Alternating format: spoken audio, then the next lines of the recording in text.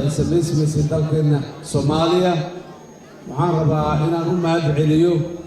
dhammaan baarlamaanka federaalka ee Soomaaliya iyo guddoonkiisa sidoo kale madaxweynaha Maxamed Cabdullaahi Farmaajo halkaan ugu soo dhaweeyay asagana waa u mahad celinayaa waxaan u mahad celinayaa ra'iisul wasaaraha jamhuuriyadda federaalka Soomaaliya mudane Maxamed Xuseen Rooble iyo guddigiisii doorashada ee soo daadiyay doorashadan muddadii dheeray sidoo kale dhammaan madaxweynayaasha dowlad goboleedyada ee deegaanadii ay madaxda ka ahaayeen ayaguna ka soo dhaqan geliyay doorashadan oo baarlamaankan sharafta badan ee muuqaalka qurxoon ee maanta nala jooga ay ka yimaadeen dadka Soomaaliyeed dhammaan waxaan leeyahay waa mahadsantihiin intii sabab u noqotay in maanta meesha la soo gaaro dhammaantiin waa mahadsantihiin madaxweynuhuna waa ku mahadsan yahay in asla maanta halkan uu garab taagan yahay sidii aan marar badan oo hore ku celiyay dalkeennu wuxuu u baahan yahay inaan hore u soconno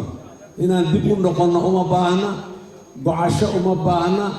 tabya uma baahna waxaan u baahannahay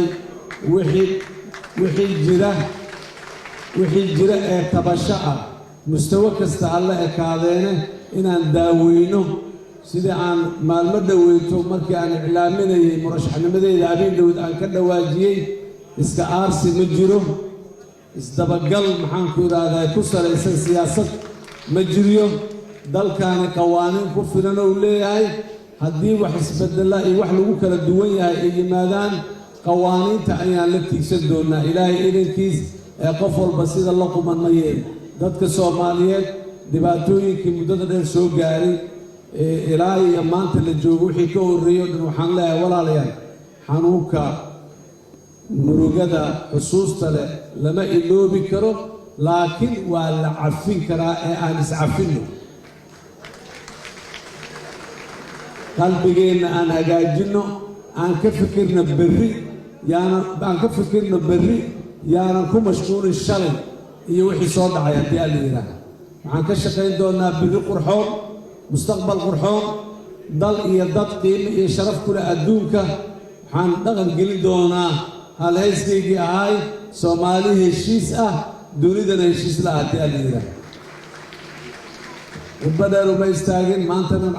cawadeedii maaha waa isla hadlid iyo khudbooyin waa noo dhiman yihiin mar kale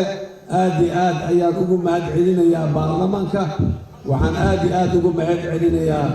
walaalkayga garab taagan Maxamed Cabdullaahi Farmaajo oo ah madaxweynihii iga horreeyay aan xilka halkan kula wareejiyey inuu maanta igu wareejiyana sharafay anigana ii tahay asna waa u tahay dabcan dadka Soomaaliyeedna waa u tahay muuqaalkooda iyo karaamadooda qurxoon aad iyo aad ayaad u mahadsantihiin wasalaamu calaykum waraxmatullaahi wabarakaatuh xildhibaanada fadhiisteen madaxda baxaysa madaxweynaha cusub iyo madaxweynihii hore ayagaa horumaraya yaan la isjiirin tartiibtii deganaanshaha la muujiyo marka ayaga baxan kadib iyo tartiib u baxaysa xildhibaanada sharafteeda aadaad u mahadsan